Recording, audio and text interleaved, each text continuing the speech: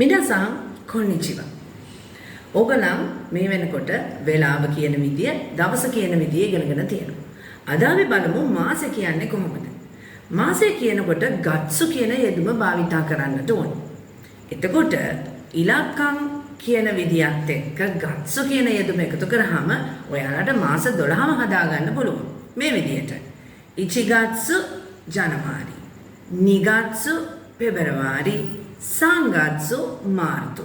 ඔය විදිහට 12 දක්වාම ගත්සු කියන යෙදුම එකතු කරන්න. ඉතින් අපිට පුළුවන් කාගේ හරි උපන්දිනේ අහන්න. මොන මාසෙද උපන්දිනේ තියෙන්නේ? තන්ජෝබි වා ඉත්සු දෙස්කා. තන්ජෝබි කියන්නේ උපන්දිනේ. ඉත්සු කිව්වහම කවදාද? එහෙනම් තන්ජෝබි වා ඉත්සු දෙස්කා උපන්දිනය කවදාද? අපි හිතමු අප්‍රේල් මාසෙ කියලා. ශිගත්සු. අප්‍රේල් මාසෙ ශිගත්සු. තන්ජෝබි වා ඉත්සු දෙස්කා ජූලි මාසෙ කියලා හිතමු. shichigatsu. තන්ජෝබි වා ඉත්සු දෙස්කා සැප්තැම්බර් මාසෙ කියලා බලමු. කුගත්සු.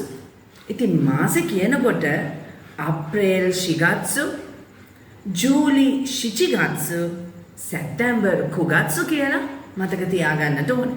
එහෙමනම් ඔයගලගෙන් මං අහනවා තන්ජෝබි වා ඉත්සු දෙස්කා